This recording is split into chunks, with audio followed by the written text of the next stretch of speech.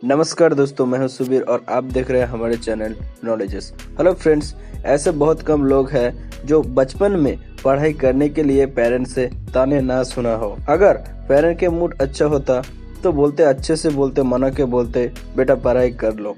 लेकिन अगर पेरेंट के मूड खराब होता तो बहुत कुछ ना जाने क्या क्या सुनना पड़ता। हमारे कंट्री में टॉपर से लेके लास्ट बेंचर को पढ़ाई करने के लिए थोड़ा बहुत तने झगड़े सुनना ही पड़ता है।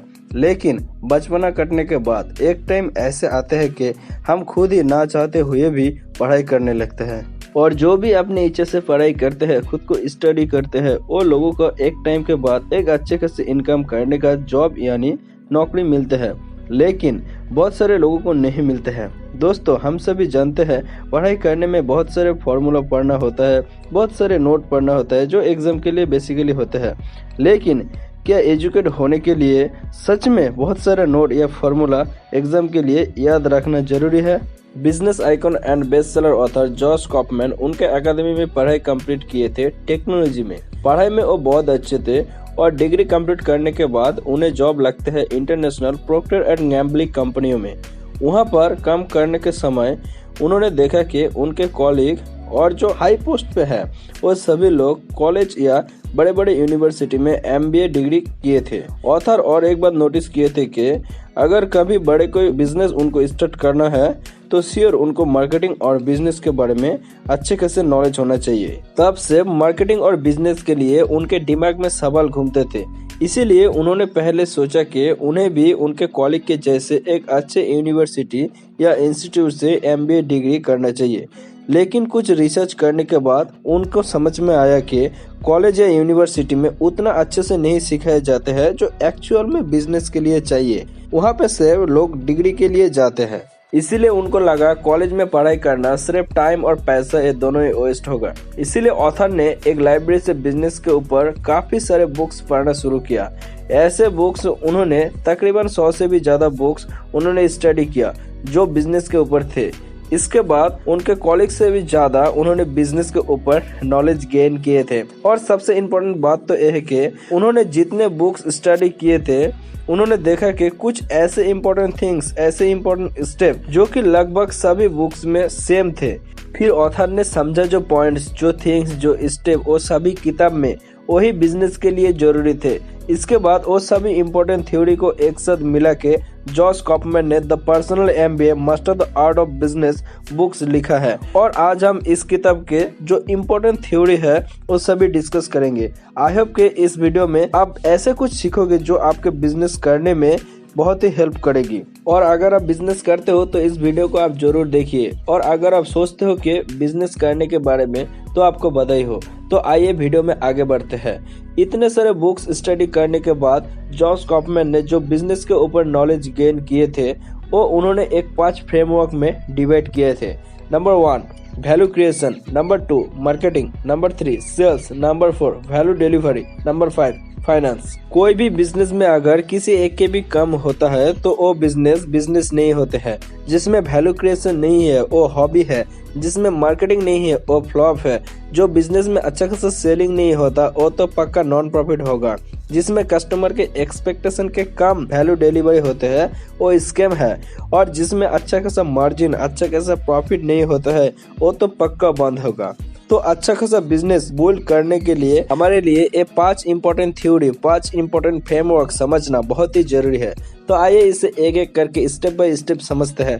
पहला है वैल्यू क्रिएशन, कि आप कुछ ऐसे क्रिएट कर सकते हो जो असल में लोग खरीदना चाहते हैं, लोगों के नीड है, वांट है, जो लोगों को वैल्यू दे। क्योंकि लोग ये 2 ही रीजन से चीजें खरीदते हैं। इसीलिए पहले आपको सोचना होगा कि आप जो प्रोडक्ट और सर्विस लोगों को देते हो वो क्या वाकई भी लोगों के काम आएगा। ये बहुत इम्पोर्टेंट है, क्योंकि किसी भी बिजनेस के सक्सेस होने के लिए सबसे पहला जो चाहिए वो है आपके प्रोडक्ट या सर्विस के थ्रू लोगों को जितने हो सके हेल्प मिले, उतने ज्यादा आपके प्रोडक्ट या सर्विस लोग बाय करेगी, और इसीलिए आपके बिजनेस सफल होगा। एग्जाम्पल, अगर आप एक छोटा कोल्ड ड्रिंक या जूस के स्टोर खोलते हो और आप बिल गेट्स के तरह अमीर इंसान बनना चाहते हो तो ये तो नहीं होगा, क्योंकि एक जूस के स्टोर से सिर्फ 100 से या 1000 लोगों को ही हेल्प मिल सकते हैं। लेकिन बिल गेट्स ऐसे कुछ क्रिएट किया है जो सिर्फ 100 या 1000 लोगों को नहीं बल्कि दुनिया के करोड़ों लोगों के कंप्यूटर में बिल गेट्स के बनाए हुए सिस्टम लोगों को हेल्प करते हैं। करोड़ों लोगों को बिल गेट्स के प्रोडक्ट और सर्विस से हेल्प मिलते हैं और इसीलिए शायद बिल गेट्स काफी बार वर्ल्ड के रिचेस्ट पर्सन के पहले स्थान पे आते हैं। पहला पॉइंट बहुत ही महत्वपूर्ण है कि आपके प्रोडक्ट कुछ ना कुछ वैल्यू क्रिएट करते हो जिसमें लोगों को जरूरत हो, लोगों के हेल्प हो। बिजनेस के लिए सेकंड इम्पोर्टेंट स्टेप या थ्योरी जो है वो है मार्केटिंग यानी प्रचार। मार्केटिंग यानी प्रचार बहुत ही जरूरत होते हैं। दोस्तों, एक खराब प्रोडक्ट अच्छे मार्केटिंग के वजह से बहुत ही अच्छे से सेल हो सकते हैं, लेकिन एक गुड यानी अच्छे प्रोडक्ट खराब मार्केटिंग के वजह से सेल ना भी हो सकते हैं।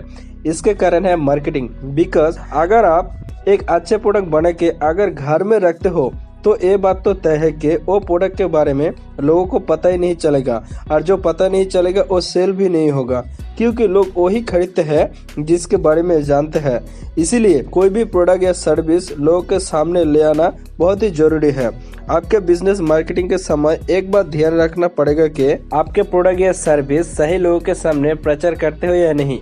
एग्जाम्पल, मान लो किसी के घर में कोई बेबी नहीं है, लेकिन आप आपके कंपनी का बहुत अच्छा डॉल के लिए उनके घर में प्रचार करते हो, तो इसमें आपको कोई फायदा नहीं मिलेगा। थर्ड है सेल्स। ये हर कोई भी बिजनेस का मेन पार्ट होता है। लोग उनके पास से चीजें खरीदते हैं जिनके ऊपर उनके ट्रस्ट या भरोसा होते हैं।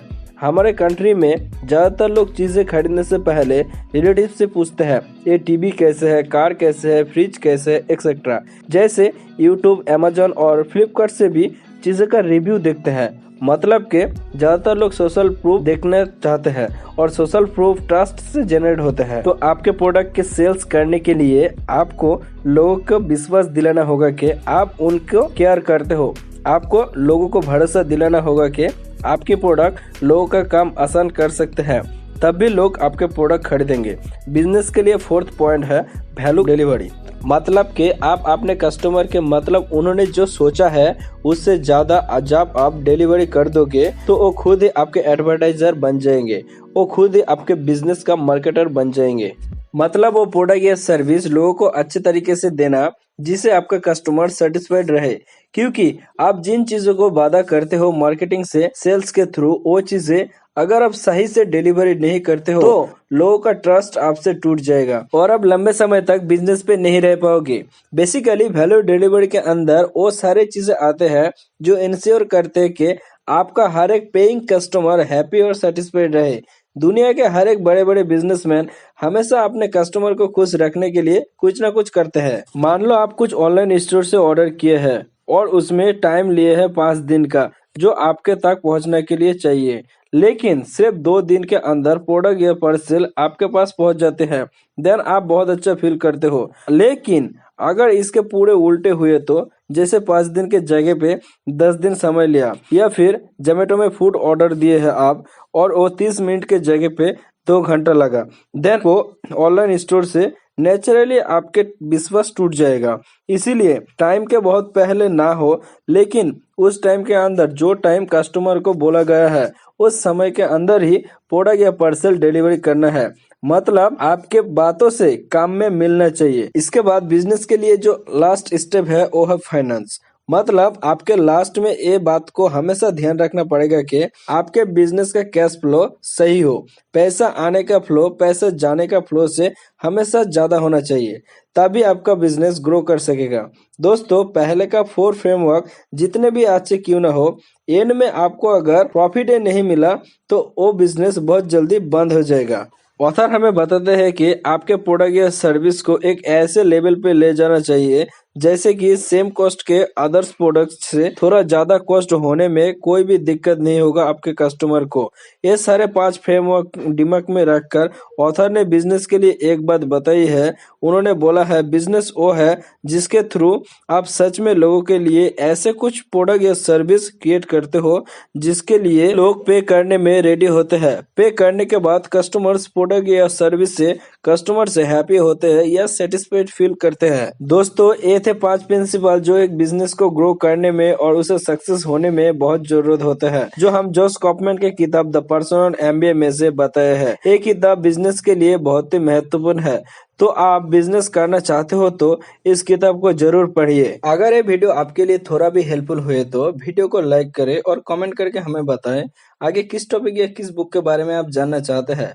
हम जल्द से जल्द वो वीडियो आपके लिए लेके आएंगे। दोस्तों, वीडियो के एंड तक देखने के लिए और लाइक करके हमारे उत्साह बढ़ाने के लिए और हमारे चैनल को सब्सक्राइब करने के लिए आप सभी को दिल से धन्यवाद।